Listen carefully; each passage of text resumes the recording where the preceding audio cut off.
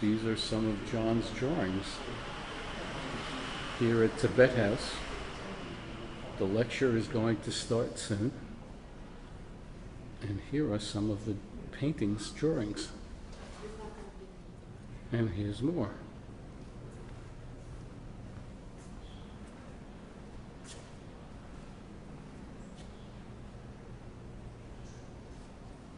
And more. Is it a mountain or is it a wave?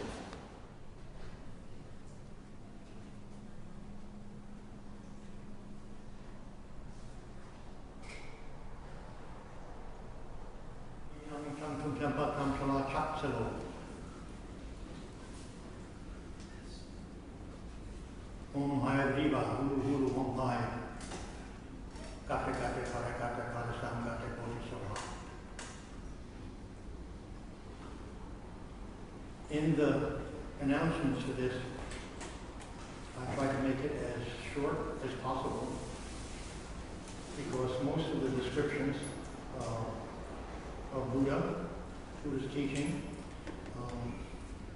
the vocabulary that has been invented to discuss it exists in samsara.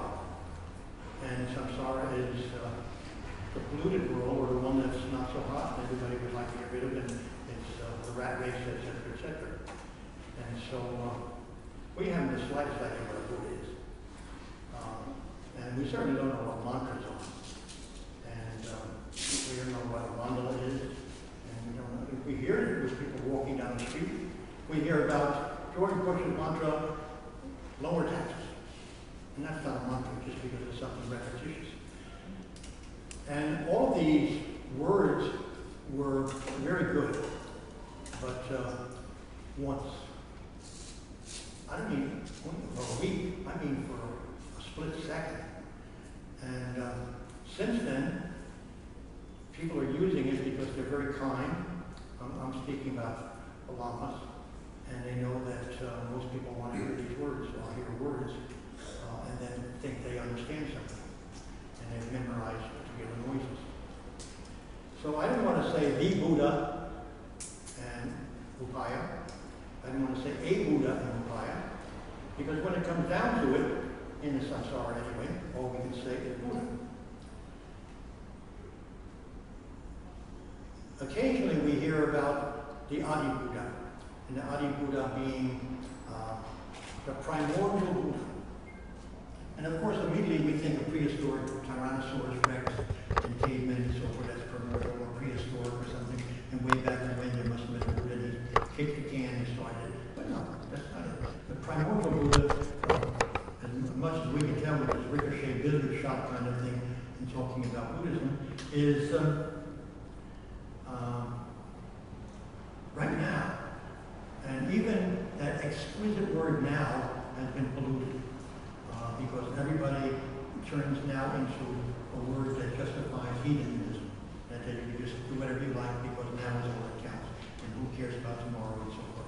Except in some stretchings, and it might have been said once or twice, and I might have said it, so I have the copyright to say it again, is that now is too big. It's Maha Myokyo in the Japanese and Sanskrit combination. Maha being cosmically large, very, very large. And Myo, wondrous and awesome, and Kyo as now. Kyoto as a city, for instance, was named after now. And it's sort of amazing that we should have it. Baba Ramdas wrote a book called Be Here Now. And you don't have to read a book, the title is it. That's a good title. Various Quakers refer in their autobiographies about, I'm only going to pass here once.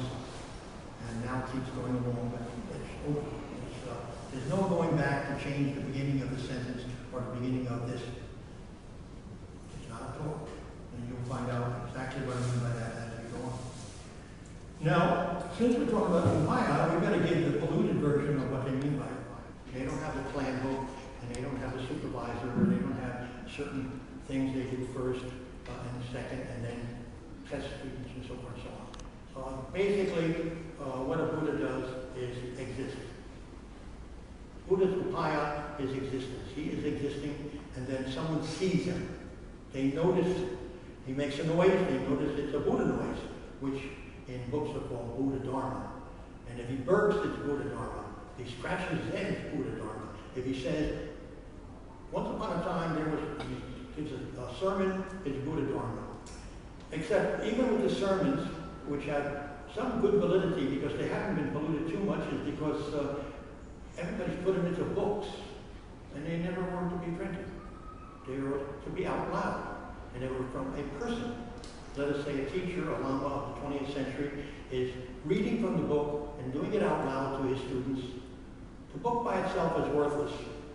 Sorry, Lamas. Sorry, Dalai Lama, everybody. The book is worthless, but the teacher reading it out loud is what makes it Buddha Dharma. Now, that's going to fade fast because word has gotten out.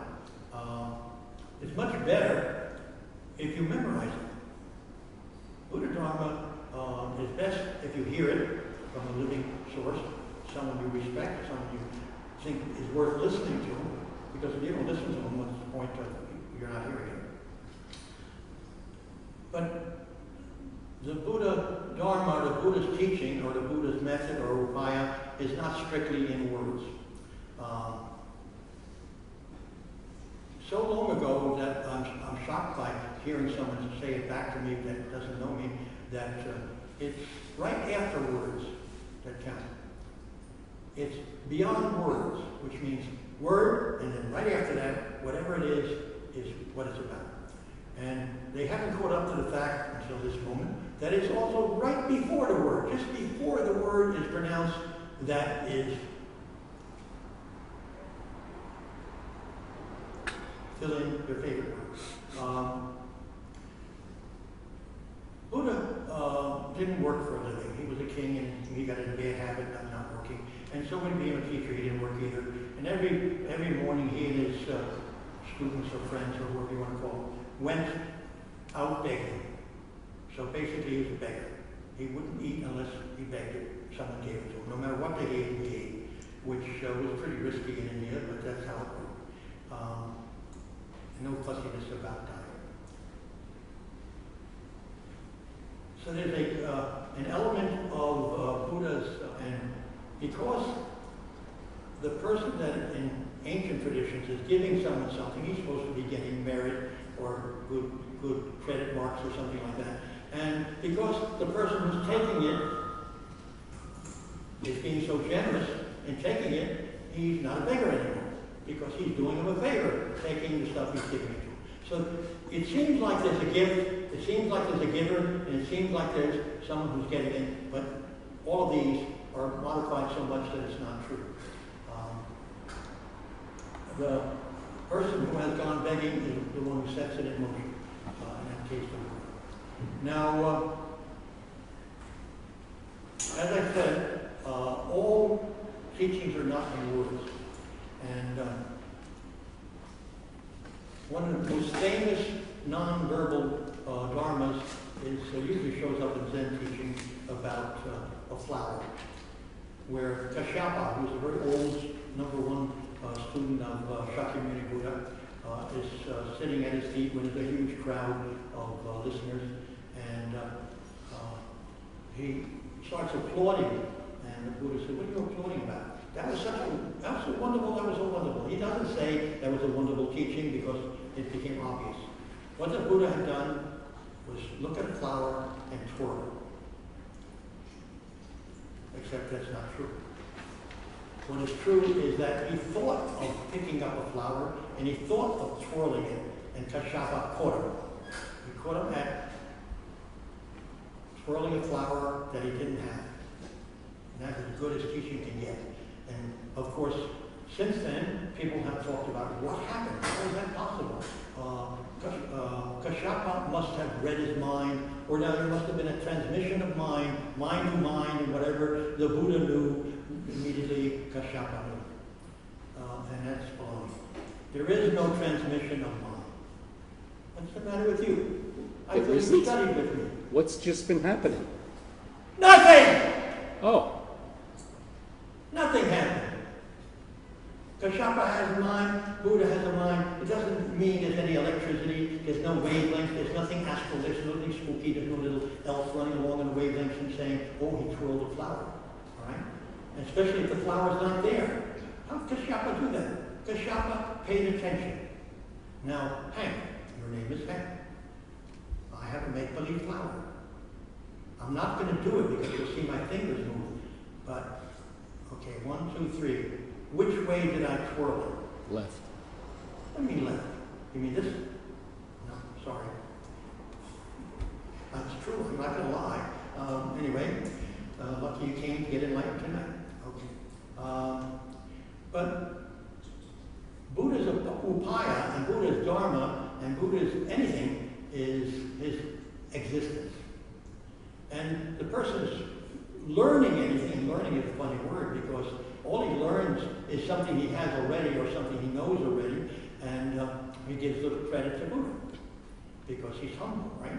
If you say, I am learning this, then it's interfering. Why?